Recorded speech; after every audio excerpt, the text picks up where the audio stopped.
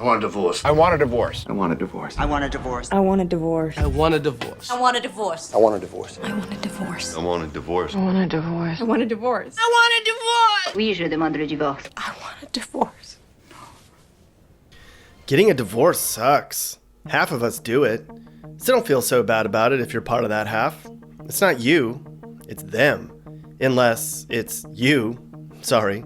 If you're a kid, that means there's a 1 in 2 chance that boy you love isn't gonna love you anymore one day. I know, it sucks. But don't worry, 1 in 5 people get remarried. But that also means there's a real good chance you'll be brokenhearted the rest of your life. I know. Americans just can't stay together.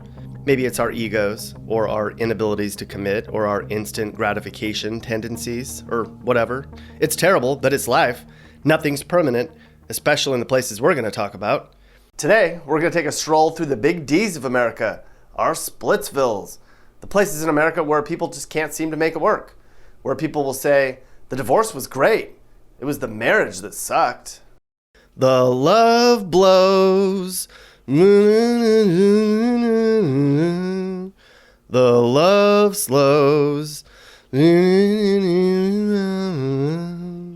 Did you know that the average American wedding lasts only 12 years? All that damn money, all that dancing and drinking and hopes and dreams for nothing? No, that's not fair. I never got married, so how can I judge?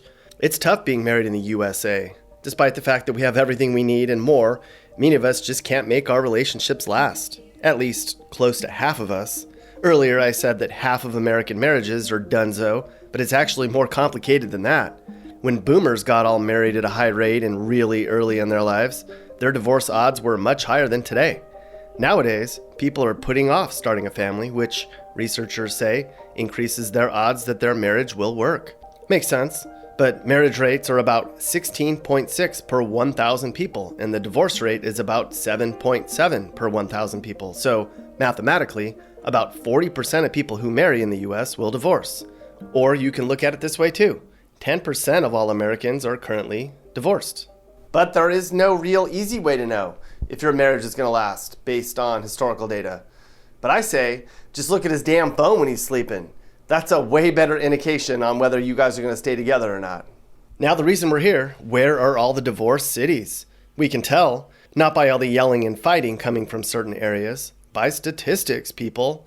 Using the American Community Survey, we can just look up which cities have the highest divorce rates. Let's begin before we get cold feet. But I don't know, maybe we shouldn't rush into things. Should we think about this a little bit more? Well, the old ball and chain got the house and Jeep, so I'm stuck driving this for now. Sucks. But hey, we're in Springfield, Missouri, where 14.7% of people are divorced. So at least there's company to go with your misery. Springfield's 14.7% is far above the national average of 10%. Why? It's not exactly clear, but there's a lot of divorce lawyers here, I guess. 40% of Springfieldites remain single, which is really high. So despite the fact that so many people don't ever get married here, the ones who do can't seem to make their love last. How does 14.7% compare to our nation's historical divorce rate over time? Well, divorce rates are down because less people are getting married now. You can't have a divorce without a marriage. You want to argue about it? All you do is pick fights. You know what? I'm leaving. I'm heading to Vancouver, Washington. Here we go. Good to get out of there. I'm here where 14.9% of people untied the knot. That's 50% higher than the national average. Vancouver's a pretty state, but perhaps it's the long stretches of gloomy weather which make people depressed here.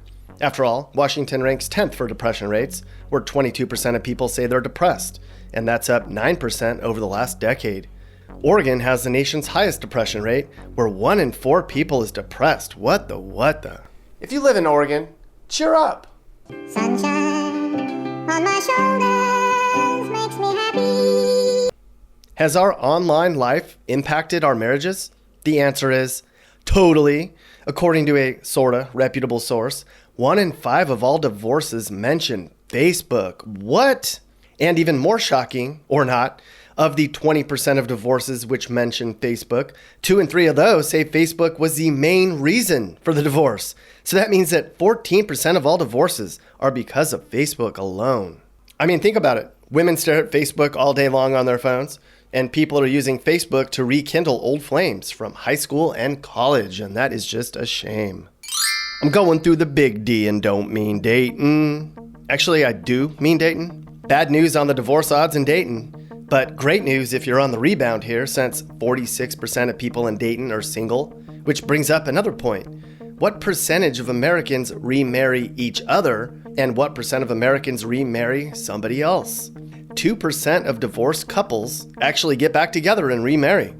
A much higher percent likely continue to remain friends with benefits. They're called yo-yo couples, and they are likely a lot of drama, and they will probably get revorsed again.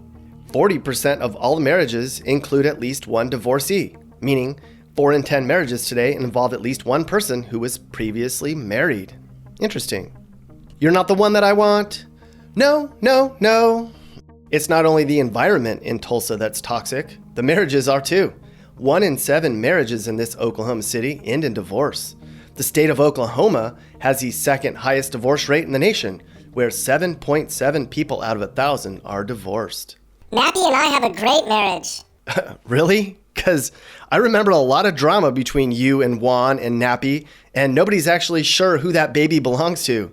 Forget about that, huh? I try and communicate with her, but she always has to be right all the time. I do not, Nappy. You're just like your father. I never should have married you. Okay. Looks like some old drama just got kicked back up again. I'm sure most subscribers to this channel are going to have Nappy's back on this one. Man, this car sucks. But at least we get to see the kids every other weekend. Birmingham is the only city in the Deep South to make this list. They're pretty religious down here, but overall, southern states are about average when it comes to the sanctity of marriage. Here's something interesting. African Methodist Episcopals are the most likely to get divorced. Hindu and Mormons are the least likely to get divorced. In Alabama, you have some of the most strict marriage laws. You can get married here at the age of 16 with parental consent, but without it, you need to wait till you're 18. You can actually get married at the age of 14 in North Carolina. Hey, that's my state. I wonder what the divorce rate is for kids in high school here.